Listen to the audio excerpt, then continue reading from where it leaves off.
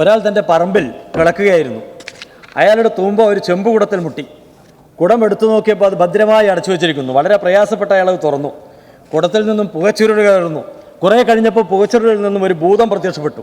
ഭൂതം പറഞ്ഞു, വളരെ നന്ദി സുഹൃത്തെ, എന്നെ തുറന്നു വിട്ടതിന് പ്രതിഫലമായി ഞാൻ നിങ്ങൾക്ക് 2 വരം തരാം. പക്ഷേ നിങ്ങൾക്ക് ലഭിക്കുന്നതിൻ്റെ ഇരട്ടി നിങ്ങളുടെ അയൽക്കാരന് ലഭിക്കും. കൃഷിക്കാരൻ സന്തോഷത്തോടെ പറഞ്ഞു, എനിക്ക് 1 കോടി രൂപ വേണം. ഭൂതം പറഞ്ഞു, ശരി, നിങ്ങൾക്ക് 1 കോടിയും അയൽക്കാരന് 2 കോടിയും തരാം. ഇനി 2ാമത്തെ വരം ചോദിച്ചോളൂ. കൃഷിക്കാരൻ പറഞ്ഞു, എൻ്റെ ഒരു കിഡ്നി പോകട്ടെ. ഇതാണ് സർ UDFിൻ്റെ നിലപാട്. കടം കാലന് തുല്യമാണ് സർ. അത് UDF ആയാലും LDF ആയാലും. മനോവ്യാധിക്ക് മരുന്നില്ല സർ, ചികിത്സിച്ചിട്ട് കാര്യമില്ല സർ. ഇവിടെ ബഹുമാനപ്പെട്ട മൂവാറ്റുപുഴ അംഗം, ഇവിടെ മറ്റ് അംഗങ്ങൾ പറഞ്ഞതുപോലെ കേന്ദ്ര അവഗണനയ്ക്കെതിരായിട്ടോ കേരളം നേടിയെടുക്കേണ്ടുന്ന ന്യായമായ ആവശ്യങ്ങളെക്കുറിച്ചോ ഒന്നും അല്ല പ്രതിപക്ഷത്തിലുള്ള ആളുകൾ ഇവിടെ സംസാരിച്ചത്. ഇന്നത്തെ അദ്ദേഹത്തിൻ്റെ പ്രസംഗത്തോടുകൂടി BJPയോടുള്ള വിനീത വിധേയത്വം ഒരിക്കൽ കൂടി തെളിയിച്ചിരിക്കുകയാണ് സർ.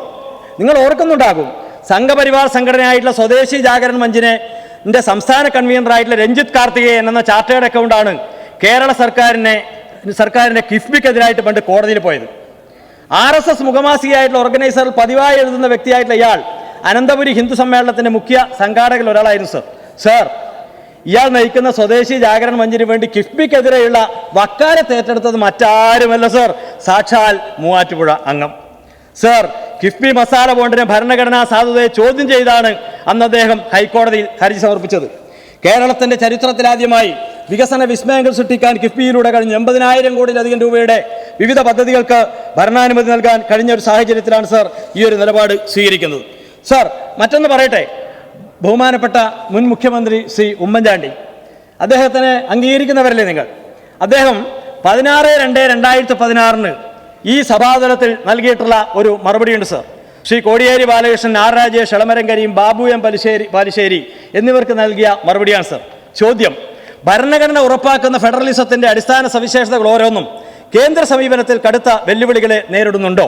സർ, ബഹുമാനപ്പെട്ട മുൻ മുഖ്യമന്ത്രി ഉമ്മൻചാണ്ടിയുടെ ഉത്തരം: സംസ്ഥാനത്തിന്റെ ഭരണഘടനാപരമായ എല്ലാ അധികാരാവകാശങ്ങളും നിറവേറ്റി തരുവാൻ കേന്ദ്ര സർക്കാരിന് ബാധ്യതയുണ്ട്.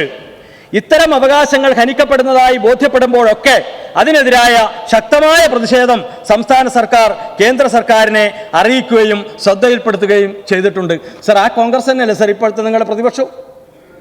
എന്തൊരു നാണക്കേടാണ് സർ. പോയ വർഷങ്ങളിൽ നിങ്ങൾ എന്താണ് സർ നിങ്ങളുടെ നിലപാട്? ഏത് കാര്യത്തിനാണ് സർ നിങ്ങളുടെ അഭിപ്രായം അറിയാൻ ഞങ്ങൾക്ക് താല്പര്യം. സർ, കേന്ദ്ര അവഗണന, നികുതി വിഹിതത്തിൽ വൻ കുറവ് വരുത്തി. സർ, 10ാം ധനകാര്യ കമ്മീഷൻ അനുവദിച്ച 3.8%, 15ാം ധനകാര്യ കമ്മീഷൻ അനുവദിച്ച 1.9%. സർ, ഇത് ബഹുമാനപ്പെട്ട പ്രതിപക്ഷം അംഗീകരിക്കുന്നുണ്ടോ? 14ാം ധനകാര്യ കമ്മീഷനിൽ നിന്നുണ്ടായ കുറവ് 20,564 കോടി രൂപ, ഇത് നിങ്ങൾ അംഗീകരിക്കുന്നുണ്ടോ? ഗ്രാൻഡ് ഇൻ എയ്ഡിൽ കുറവ് വരുത്തുന്നു, 15,000 കോടി രൂപയുടെ കുറവ്, ഇത് നിങ്ങൾ അംഗീകരിക്കുന്നുണ്ടോ? കഴിഞ്ഞ വർഷത്തിൽ നിന്ന് ഈ വർഷമായപ്പോൾ വന്ന കുറവ് 8,425 കോടി രൂപ, ഇത് നിങ്ങൾ അംഗീകരിക്കുന്നുണ്ടോ? സംസ്ഥാനങ്ങൾക്ക് നികുതി ചുമത്താനുള്ള അധികാരം GST വന്നതോടെ നഷ്ടപ്പെട്ടു സർ. സംസ്ഥാനത്തിന് വരുന്ന നഷ്ടം നികത്തുമെന്ന് ഉറപ്പ് നൽകിയെങ്കിലും അതും ഉപേക്ഷിക്കപ്പെടുകയാണ് പിന്നീടുണ്ടായത്. സർ, വിവിധ പദ്ധതികൾ നടപ്പിലാക്കാൻ ഏത് സർക്കാരിനും കടമെടുക്കേണ്ടതായി വരും.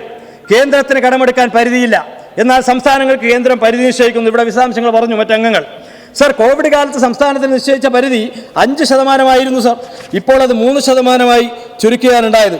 സർ, നമുക്കെല്ലാവർക്കും അറിയാം, ഇത് മതിയായ കാരണങ്ങളുണ്ടായിരുന്നു കേന്ദ്രത്തിലെ ധനപ്രതിസന്ധിക്ക്. പ്രകൃതി ദുരന്തങ്ങൾ, നോട്ട് നിരോധനം, കേന്ദ്ര ധനകാര്യ കമ്മീഷൻ കേന്ദ്ര നികുതി വിഹിതം നിശ്ചയിച്ചില്ല മാനദണ്ഡങ്ങൾ വരുത്തിയിട്ടുള്ള മാറ്റം മൂലം സംസ്ഥാനത്തിന് നികുതി വിഹിതത്തിൽ വന്നിട്ടുള്ള കുറവ്, കേന്ദ്രാവിഷ്കൃത പദ്ധതികളിലെ ചെലവ് പങ്കിടൽ ഘടന, സംസ്ഥാനങ്ങൾക്ക് അധിക ബാധ്യത വരുന്ന രീതിയിൽ ഭേദഗതി ചെയ്തത്, ഇതെല്ലാമാണ് സർ ന്യായമായിട്ടുള്ള കാര്യങ്ങൾ. എന്തുകൊണ്ടാണ് സർ പ്രതിപക്ഷം ഇത് അംഗീകരിക്കാത്തത്? സർ, കർണാടക ഭരിക്കുന്നത് നിങ്ങളല്ലേ സർ? കർണാടക സർക്കാരിന് കേന്ദ്ര നികുതി വിഹിതം ഉൾപ്പെടെ 1,20,000 കോടി രൂപ നൽകാനുണ്ടെന്നാണ് സർ കണക്കുകൾ വ്യക്തമാക്കുന്നത്. കർണാടക മുഖ്യമന്ത്രി അവിടുത്തെ ധനമന്ത്രി കൂടിയായിട്ട് സിദ്ധാരാമയ്യയാണ് സർ. ഇക്കാര്യം നിരവധി തവണ കേന്ദ്ര സർക്കാരിന് സമർപ്പിച്ചു സർ. ഇതുവരെ നടപടി ഉണ്ടായിട്ടില്ല സർ. തമിഴ്നാട് സർക്കാരിൻ്റെ പ്രശ്നമുണ്ട് സർ. അതുപോലെ കട പരിധിയുമായി ബന്ധപ്പെട്ടിപ്പോൾ പൊതുകടത്തിൻ്റെ കാര്യങ്ങൾ പറയുമ്പോൾ 2016 നിന്ന് 2021 ആയപ്പോൾ തമിഴ്നാട്, ജമ്മു കാശ്മീർ, ചണ്ഡീഗഡ്, തെലങ്കാന, രാജസ്ഥാൻ, ആന്ധ്രാപ്രദേശ്, മേഘാലയ, പഞ്ചാബ്, അരുണാചൽ പ്രദേശ്, കേന്ദ്ര സർക്കാർ എന്നിവയുടെ പൊതുകടം ഈ കാലയളവിൽ 10% അതിലധികമോ വർദ്ധിച്ചിട്ടുണ്ട് സർ. അപ്പോൾ കേരളത്തിൻ്റെ പൊതുകടം എന്തോ ഭീമമായി വർദ്ധിച്ചു എന്നാണ് പലരും ബഹളം കൂടുന്നത്. 57,000 കോടി രൂപ കിട്ടാനുള്ള സ്ഥാനത്ത് കേവലം ഏതാനും ചില സംഖ്യകളുടെ കണക്ക് പറഞ്ഞ് നവകേരള സദസ്സിനെയും കേരളീയത്തെയും എല്ലാം തന്നെ അപവാദ പ്രചരണങ്ങളുടെ കൊടുങ്കാറ്റ് അഴിച്ചുവിടുകയാണ്. സാർ, നിങ്ങളുടെ കാലത്ത് എന്തെല്ലാം ദൂർത്തുണ്ടായി? പഴയ കാര്യങ്ങളിലേക്ക് ഞാൻ കിടക്കുന്നില്ല. സാർ, പരസ്യം കൊടുത്തതിനടുത്ത് ചെലവത്രയായിരുന്നു സാർ? 28/6/2016 ശ്രീ ആർ രാജേഷിന്റെ ചോദ്യത്തിന് ഈ നിയമസഭയിൽ ഒരു മറുപടി ഉണ്ടായിരുന്നു സാർ. 2011 മുതൽ 16 വരെയുള്ള അധികാരത്തിലിരിക്കുന്ന സർക്കാർ ആകെ പരസ്യത്തിനായി ചെലവഴിച്ച തുകയുടെ കണക്ക് വ്യക്തമാക്കാമോ? 2011-16 വരെയുള്ള അധികാരത്തിലിരുന്ന സർക്കാർ ആകെ 158,558 രൂപയാണ് സാർ പരസ്യ ഇനത്തിൽ മാത്രം നിങ്ങളുടെ കാലത്ത് ചെലവഴിച്ചത്. സാർ, ഇവിടെ ജനസമ്പർക്ക പരിപാടിയെക്കുറിച്ച് പറഞ്ഞു. 1-ാം ഘട്ടത്തിൽ മാത്രമാണ് ജനങ്ങളുടെ അടുത്ത് പരാതി വാങ്ങിയത്. പിന്നീട് ഓൺലൈനായിരുന്നു സാർ ശ്രീ ഉമ്മൻചാണ്ടിയുടെ ജനസമ്പർക്ക പരിപാടി. എത്രയായിരുന്നു സാർ ചെലവ്? 22,79,03,194 രൂപയായിരുന്നു സാർ.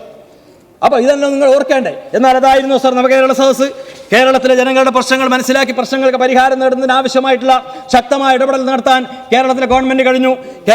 ഇന്ത്യയുടെ ചരിത്രത്തിലാദ്യമായി മുഖ്യമന്ത്രി മന്ത്രിമാരും നേരിട്ട് ജനങ്ങളിലേക്ക് എത്തി അവരുടെ പരാതി സ്വീകരിച്ച് അടിയന്തരമായി സമയബന്ധിതമായി പരാതികൾ പരിഹരിക്കുന്നതിനാവശ്യമായിട്ടുള്ള ശക്തമായ ഇടപെടൽ നടത്തിയ സർക്കാരിലെ സാർ ഇത് അസമത്വം കുറഞ്ഞ ഒരു നവകേരളമാണ് സാർ ഈ സർക്കാർ വിഭാവനം ചെയ്യുന്നത്.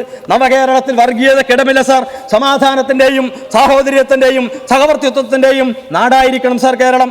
മതനിരപേക്ഷത, വ്യക്തി സ്വാതന്ത്ര്യം, സാമൂഹ്യ സുരക്ഷ തുടങ്ങിയ ഭരണഘടനാ മൂല്യങ്ങൾ ഉയർത്തിപ്പിടിക്കുന്ന തുരുത്തായി ഈ കേരളത്തെ മാറ്റാൻ കഴിയണമെങ്കിൽ കേന്ദ്ര അവഗണനയ്ക്കെതിരെ ശക്തമായിട്ട് പോരാട്ടം നടത്തേണ്ടത് ഈ കാലഘട്ടത്തിന്റെ അനിവാര്യതയാണ് സാർ. വിദ്വേഷത്തിനും വെറുപ്പിനും ഇടമില്ലാത്ത നാടായിട്ട് നമുക്ക് ഈ കേരളത്തെ മാറ്റാൻ കഴിയണം സാർ. ഈ മഹത്തായ ആശയങ്ങൾക്കായിട്ട് ആണ് കേരളം ഇന്ന് നിലകൊള്ളുന്നത്.